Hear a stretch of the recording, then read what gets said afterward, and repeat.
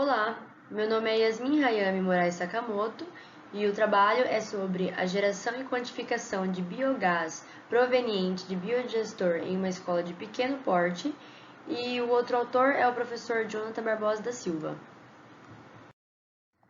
Dando início ao nosso tema, a gente vê que a geração de resíduos sólidos urbanos ela vem aumentando em decorrência do crescimento econômico e de questões culturais, sociais e políticas. E no Brasil, cerca de 51,4% de todo o resíduo gerado diariamente são matéria orgânica. E isso pode nos trazer consequentes riscos de contaminação de solo e das águas, implicações no saneamento básico e na qualidade de vida. E assim, é evidente para a gente que a geração de resíduos orgânicos ela é bem maior que a quantidade desses resíduos que é tratada, né? Não ocorre o tratamento correto. Bom, e como resolução para essa problemática, a gente tem os biodigestores. Eu trouxe essa imagem aqui só para demonstração, mas eles funcionam basicamente com a introdução do resíduo orgânico nele. Com isso, bactérias no interior dele fazem a decomposição e gera subprodutos, que vai ser o biogás, que você pode utilizar no fogão, e o biofertilizante, que você pode utilizar como adubo nas plantas e jardins. Bom, em questão da metodologia, a nossa área de estudo foi no Educandário Mãe Zeferina, né? É uma escola localizada no município de Cuiabá e possui uma ampla área para atividades escolares, como vocês podem ver nas imagens na lateral. E essa escola, ela busca incluir ideias sustentáveis em seu conteúdo programático. E é nela que está implantado o biodigestor do presente estudo. Em questão da caracterização do biodigestor, ele é da marca israelense chamada Home Biogas e a conversão dele é basicamente como 4 kg de resíduo orgânico que você insere por dia, você gera 3 horas de biogás e 4 litros de biofertilizante. E ele acompanha de um fogareiro, que é este aqui, e 10 metros de tubulação. Sua vida útil é de 15 anos e ele necessita de temperaturas acima de 20 graus. Então é bem viável a gente implantar ele em Cuiabá, justamente pelo clima tropical. Eu trouxe essa imagem aqui para a gente verificar basicamente como é a estrutura do biodigestor e como vocês podem ver, todos esses componentes eles trabalham em conjunto, né, garantindo a eficiência do equipamento. Bom, e ainda na metodologia foi necessário realizar estimativas, então foram todas feitas em interpolação linear, e a primeira foi a de geração de resíduos, e a segunda foi a de produção de biogás disponível e requerida no biodigestor. Essa produção disponível, no caso, ela tem relação com a quantidade de biogás que essa escola produz por meio da geração de resíduos atual dela. E a requerida é quanto de biogás essa escola vai produzir caso ela utilizar a capacidade máxima do biodigestor, ou seja, 4 kg de resíduo orgânico inseridos. Em questão dos resultados obtidos, verifica-se aqui nesse gráfico que a média disponível de resíduo orgânico foi de 2,64 kg e o incremento requerido foi de 1,36 kg por dia, ou seja, cada dia é necessário levar 1,36 kg de resíduo para a escola para a gente atingir a capacidade máxima de produção de biogás nesse biodigestor, que seria o mais aconselhável e viável.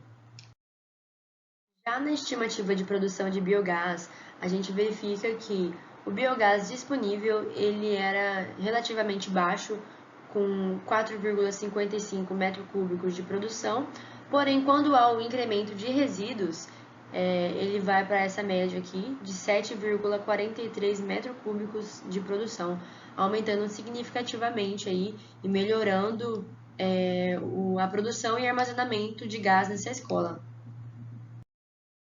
Por fim, verifica-se que a digestão anaeróbia é um eficiente método de destinação final para os resíduos sólidos orgânicos, e os resultados obtidos demonstraram que a escola gera cerca de 50,76 kg de resíduo orgânico mensal, com um potencial para produzir em média 4,55 metros cúbicos de biogás mensal. E caso houver um incremento de resíduos, a escola produzirá 7,24 metros cúbicos, né, na capacidade máxima do biodigestor. E analisando os aspectos técnicos e implantação e de operação, observa-se que o biodigestor é uma tecnologia altamente vantajosa e viável para a escola. E por fim, os dados obtidos referentes ao biodigestor Home Biogás podem servir como orientação para o desenvolvimento de novos estudos de produção de biogás. Essas são as referências bibliográficas. E muito obrigada pela atenção. O trabalho apresentado é sobre educação ambiental e sua relação com saneamento básico em comunidade tradicional. Eu sou Daniele e esse trabalho eu fiz em conjunto com o professor Ibrahim Frentin. Somos do Programa de Pós-Graduação em Recursos Hídricos da UFMT e estes são os nossos contatos. As comunidades rurais que são formadas por pequenos núcleos populacionais de comunidades tradicionais são as que mais sofrem com a escassez hídrica, já que elas, para atender suas demandas, retiram água de poços rasos ou diretamente do manancial. Dado esse cenário preocupante, é necessário buscar modelos alternativos para o abastecimento dessas comunidades tradicionais que garantam o acesso a uma água de qualidade. Essa adaptação depende do envolvimento e mobilização social para que haja o entendimento da proposta e o subsídio para o levantamento das infraestruturas que já são utilizadas para abastecimento de água e quais são as realidades do local. O engajamento social pode ocorrer de diversas formas. Uma das mais bem-sucedidas são aquelas que envolvem o ambiente escolar voltadas a práticas educativas. Nesse sentido, o presente estudo ele teve como objetivo desenvolver práticas educativas voltadas à proteção dos mananciais utilizados para abastecimento em comunidades tradicionais. O engajamento social ocorreu na Escola Estadual Maria Peixoto de Moura, na comunidade de São Pedro de Joselândia, em Barão de Melgaço, com turmas do ensino médio, onde foram ministradas videoaulas com noções introdutórias de saneamento básico, implicações potenciais da saúde humana e segurança hídrica familiar, focando principalmente nas fontes que são utilizadas na comunidade e os padrões de potabilidade da água. Também foi realizado coletas pelos próprios alunos do ensino médio em diversas casas da comunidade e a aplicação de questionário a fim de entender a realidade do saneamento do local. Após a obtenção dos dados das amostras coletadas no local, foi possível obter a tabela 1, onde temos os dados coletados e os parâmetros físico-químicos. Na comunidade, há 2 poços que são compartilhados. Eles estão localizados na escola e na associação da comunidade, onde são poços artesianos e eles compartilham dia sim ou dia não com a comunidade. Mas, devido à escassez que eles têm sofrido nos últimos tempos, a maioria das casas hoje já possuem poços semi-artesianos, onde foi feita a coleta em algumas dessas casas. Como é possível observar na tabela, alguns poços, há uma concentração elevada de ferro. Na tabela 2, temos os dados dos parâmetros organolépticos e microbiológicos. É possível observar que em grande parte das amostras o parâmetro de cor foi detectado. Também é possível observar que em um poço houve elevado concentração de coliformes totais e E. coli, provavelmente devido a alguma contaminação do poço, já que é um poço raso. Com isso, foi possível identificar que alguns pontos não estavam de acordo com os padrões estabelecidos, sendo assim necessário um parâmetro prévio para a utilização para essa água para o consumo humano. Aqui temos algumas figuras. Na figura 1, é uma das amostras coletadas em um poço semi-artesiano, onde é possível observar a cor elevada da água. Já na figura 2A e 2B, nós temos as 2 principais perguntas e respostas da comunidade, onde uma fala sobre quais são os tipos de água utilizada pelo aquele respondente, e a segunda sobre se ele considera a água de qualidade boa ou não. Com isso, é possível concluir que práticas educativas voltadas ao saneamento básico para alunos do ensino médio se mostrou bastante eficaz na emancipação do aluno, com as vistas à mudança dos comportamentos e atitudes, e o desenvolvimento na organização social e da participação coletiva na comunidade, onde foi possível observar um interesse por parte das alunas para aprender mais sobre o tema e participar da comunidade. Outro momento significativo foi durante a visita de campo, onde as alunas aprenderam na prática como coletar amostras, realizar algumas análises em loco, avaliar quanto aos parâmetros organolépticos, trazendo assim as alunas à realidade da comunidade e a entender os padrões estabelecidos pelo Ministério da Saúde para a qualidade de água potável, que é destinada ao consumo humano. As amostras analisadas na comunidade se mostraram contaminação permanente do grupo fólios totais, sugerindo um contato direto entre essas águas e o meio ambiente. Com isso, é possível afirmar que é necessário um tratamento prévio para a utilização dessas fontes de água para o consumo das águas utilizadas na comunidade. Essas são as minhas bibliografias.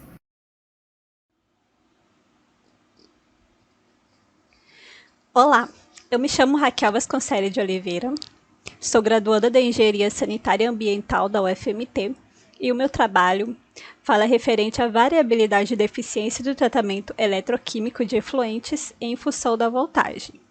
Este trabalho ele foi produzido em coautoria com a Letícia de Campos Ferreiras.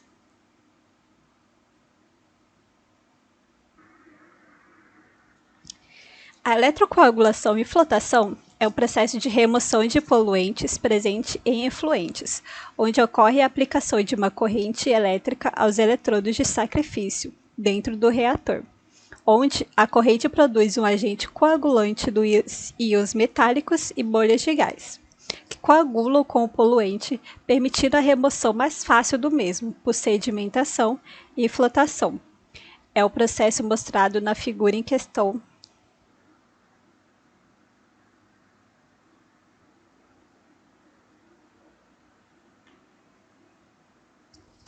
Bom, o principal objetivo dessa pesquisa foi a aplicação da técnica da eletrocoagulação nos efluentes comerciais oriundo do restaurante universitário da UFMT, um lava-jato de carros e um salão de beleza, para assim verificarmos como a variação da tensão, corrente e voltagem influencia na eficiência da remoção dos poluentes.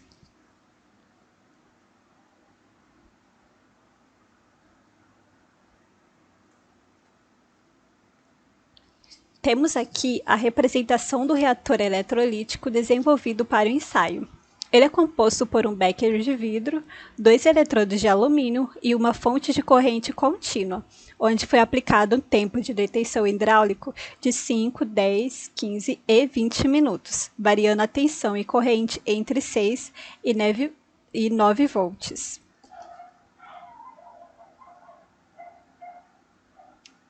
Na figura mostrada, temos, na figura A, o efluente coletado no restaurante universitário antes de ser aplicado o tratamento eletrolítico, e na figura B temos o efluente durante o tratamento eletrolítico.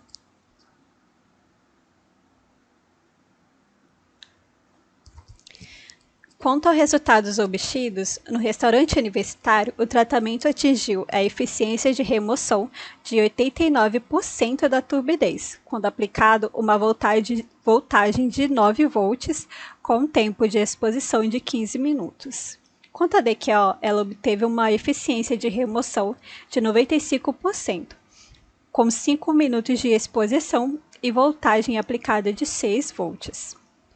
Para o efluente do salão de beleza, o melhor resultado obtido de remoção da turbidez e DQO foi no tempo de exposição de 10 minutos, quando aplicado a voltagem de 9 volts, obtendo uma eficiência de remoção de 97% de turbidez e 92% de DQO.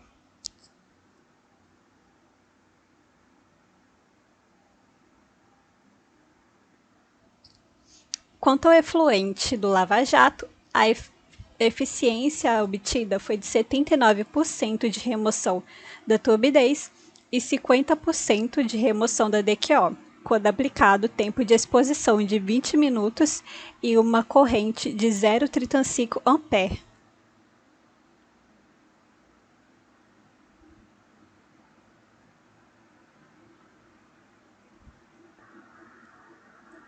Bom, diante do exposto, nota-se a viabilidade da aplicação do tratamento dos efluentes comerciais em questão, visto que os resultados obtidos indicaram boa eficiência de remoção em todas as variáveis analisadas neste trabalho, com auxílio de catalisadores, como o NaCl e o NaOH. Este processo eletroquímico pode ser aplicado isoladamente ou em conjunto aos outros tipos de tratamento convencionais.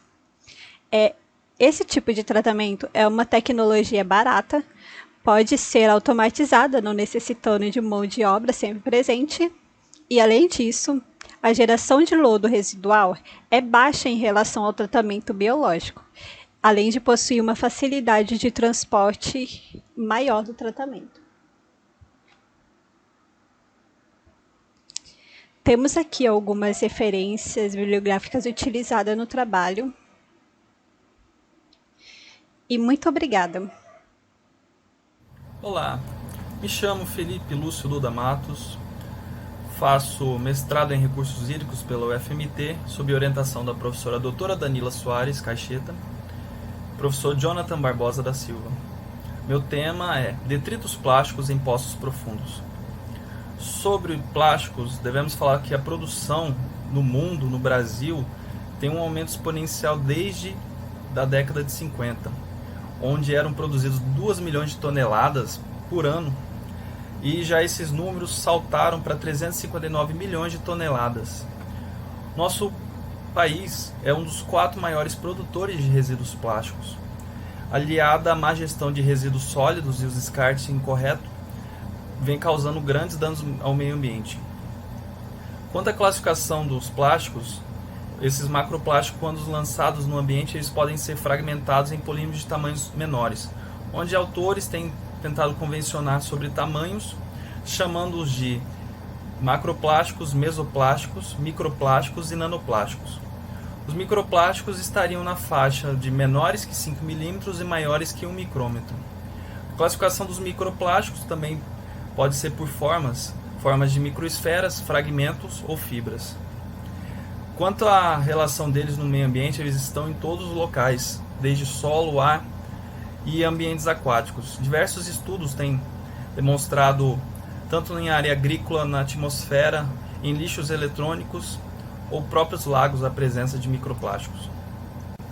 Em relação à presença deles nas águas subterrâneas, ainda há muito que ser respondido. Uma das autoras, Rê 2019, tem a teoria de que há uma interação entre as águas superficiais e subterrâneas, e isso poderia fornecer um caminho para a entrada de microfibras em aquíferos.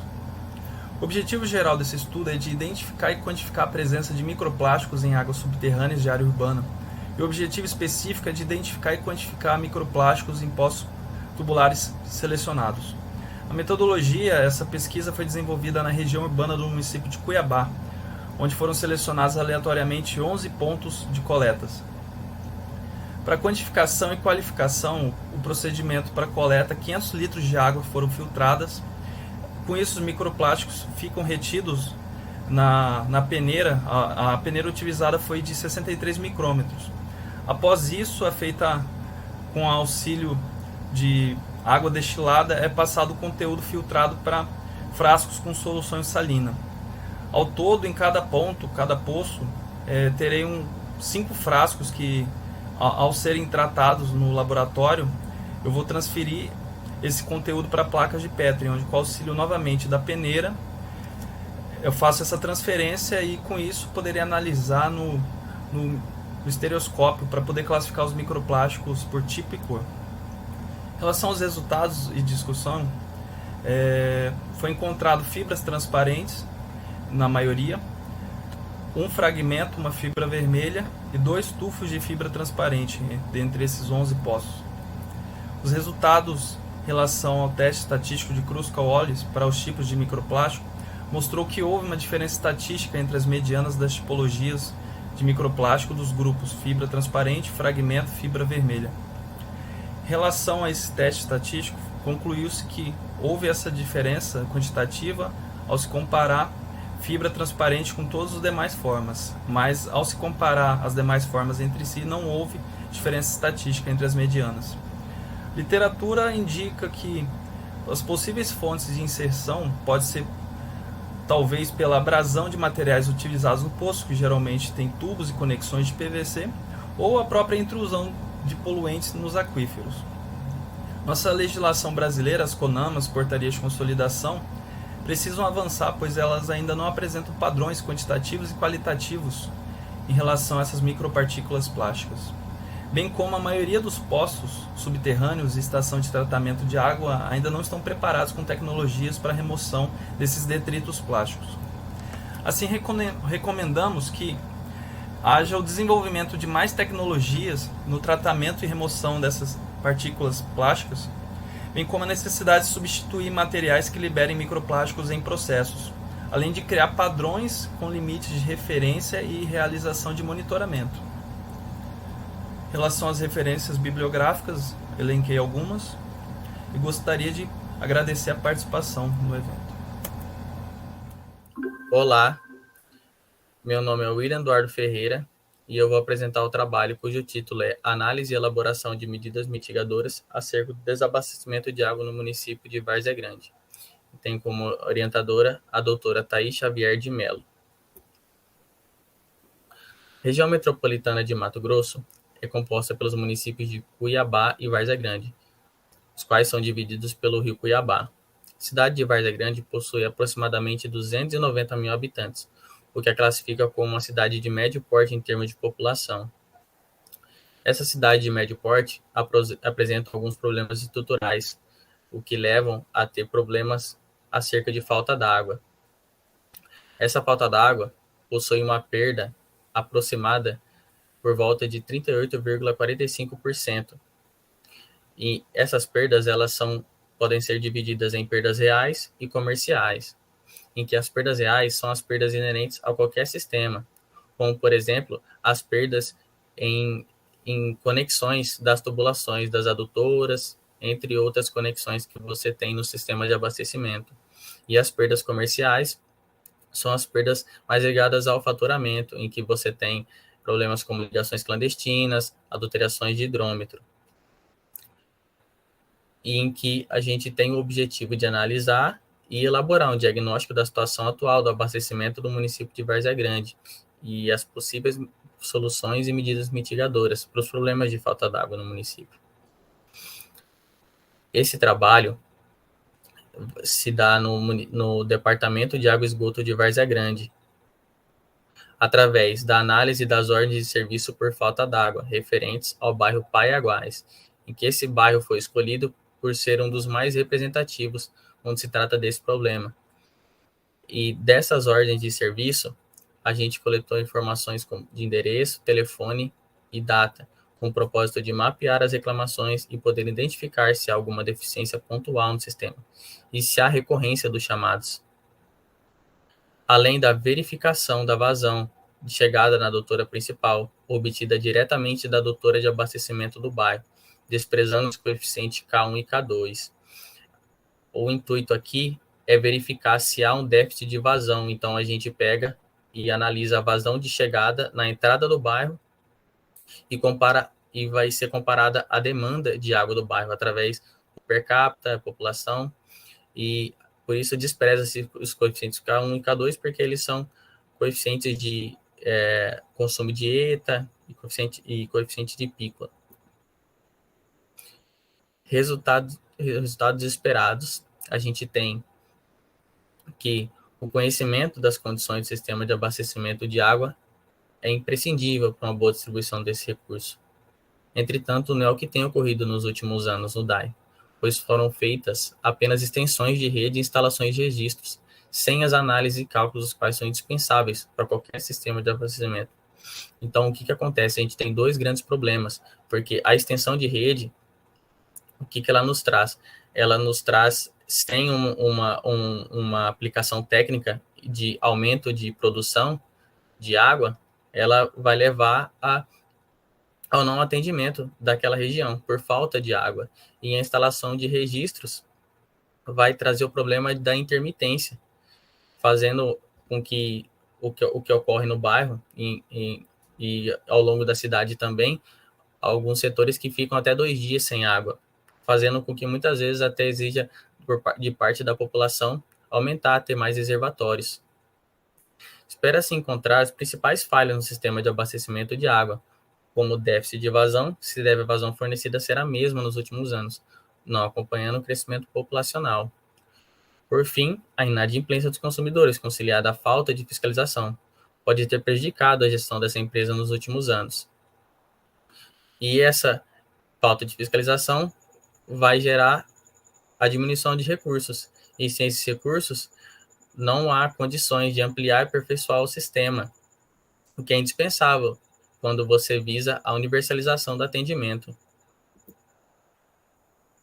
Com esses resultados, será possível elaborar possíveis soluções e medidas mitigadoras para os problemas. Logo, esse trabalho é de grande relevância no cenário atual de crise hídrica e pode ajudar significativamente a população do município de Várzea Grande, que vem sofrendo tanto com a falta desse recurso. E eu quero agradecer ao DAI pela disponibilização desses dados para esse trabalho, e muito obrigado.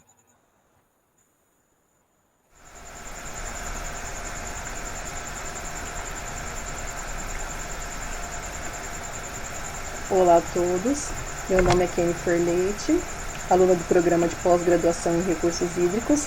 A minha orientadora é Eliana Dores, a minha co-orientadora é Adriana Siqueira. O meu trabalho é sobre a avaliação de risco para resíduos de pesticidas em organismos aquáticos em uma bacia hidrográfica aqui no estado de Mato Grosso. Introdução. De acordo com o IBAMA, a região centro-oeste ela assume o ranking de maior consumidor de pesticidas e também a maior potência produtiva no país. Aqui na figura 2, dá para observar que o consumo de pesticida ao longo dos anos vem crescendo notadamente. Então, diante disso, esse estudo ele propõe avaliar o risco desses pesticidas. A avaliação de risco ela é conduzida pela metodologia de pré-registro e pós-registro, em que a fase de pré-registro será utilizado o teste de toxicidades em organismos aquáticos e a fase de pós-registro é utilizada as concentrações medianas desses pesticidas em campo através de um monitoramento. Então, esses dados de concentrações medidas serão obtidos por um monitoramento já existente. O objetivo é avaliar o risco para o ambiente aquático de pesticidas selecionados decorrente de sua ocorrência na bacia do Rio São Lourenço. Área de estudo. A área de estudo consiste em 3 microbacias, localizadas em Campo Verde, Jaciara e Rondonópolis, em áreas de vulnerabilidade e cultivo de soja, milho e algodão. Para avaliação de risco, é utilizado o cálculo de coeficiente de risco, em que o MEC ele é a concentração ambiental medida, determinada pelas concentrações medianas e pelas concentrações máximas detectadas, que serão utilizadas para o MEC geral e o MEC de pior caso, respectivamente para o cálculo do coeficiente de risco mediano e o coeficiente extremo. Levantamento de dados ecotoxicológicos, o PENEC.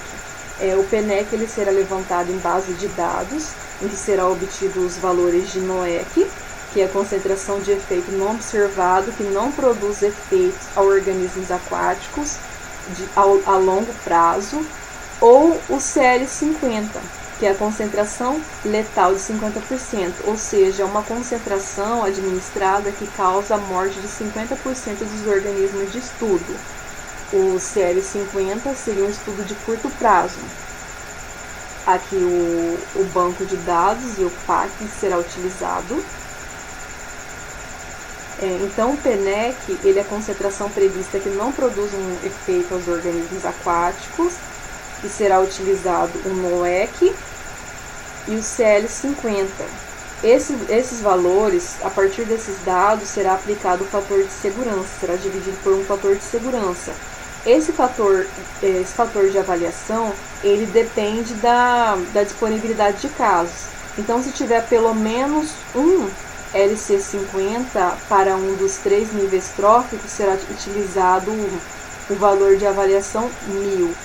Se tiver somente um dado de NOEC crônico para peixe ou DAFTA, será utilizado 100, e assim consecutivamente.